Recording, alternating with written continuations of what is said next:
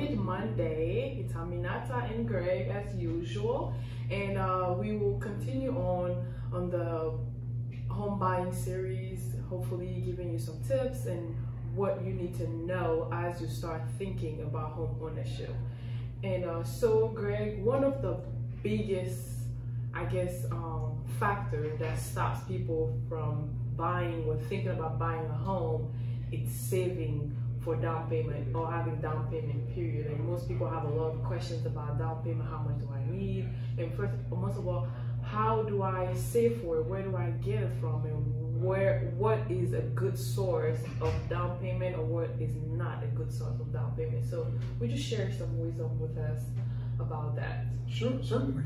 All right, first thing with down payment, you can do as little as 0 down to as much as whatever you want.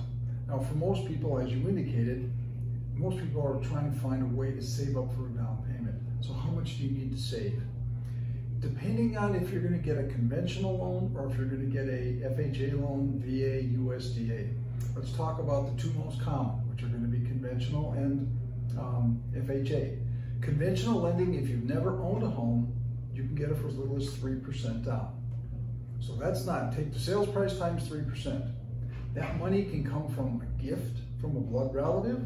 That money could come from money that you've saved up on your own, multiple sources, but only 3%. There's a fallacy. Some people say you've got to have 20. You do not have to have 20%.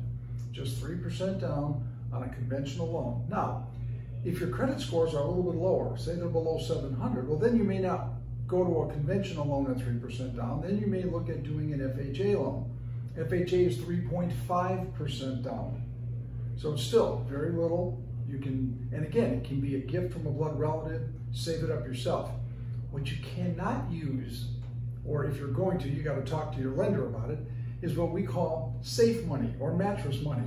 Money that you got sitting in your safe, cash, or money that you have sitting in your mattress, which is a joke, but that's what they used to call it. You got to have the money in the bank. Because the bank has to be able to find out where the money came from. Exactly. Trace the money. Correct. And we can't prove cash. How do you prove that cash was not borrowed or given to you by someone other than the blood relative? Because you cannot borrow money for a down payment. Okay. Now, there are a couple exceptions. There is something called down payment assistance. Something I will warn everybody about. Down payment assistance is very expensive to do. Really? You pay higher interest rates and higher fees to get down payment assistance. So as much as you might be getting a deal by getting down payment assistance, on the other hand, you're paying dearly for it.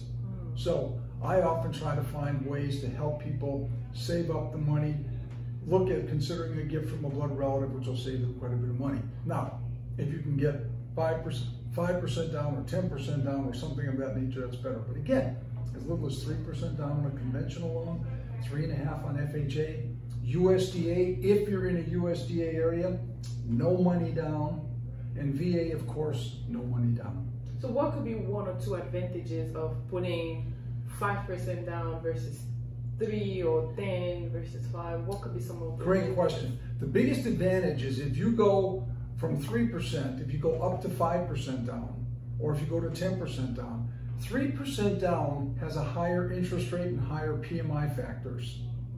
So I encourage people, now again, nothing wrong with 3% down loan, you still get great interest rates and I mean, you can do it, but you can probably do a little bit better if you can sneak in an extra 2%.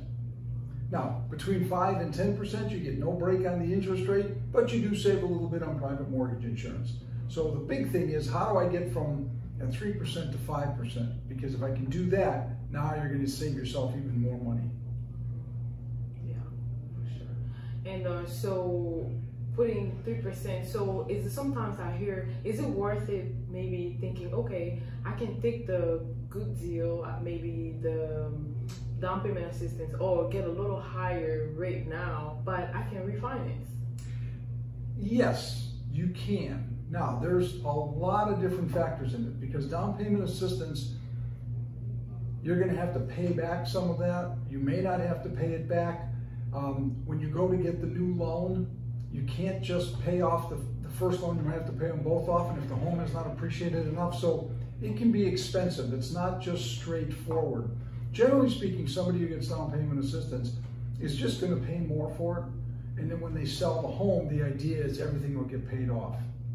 I haven't done a refinance on somebody that's had down payment assistance. And here we are in the biggest refinance boom since 2002 and 3. And I haven't done one down payment assistance refinance. So they're just not common. So that's why I say be careful with that particular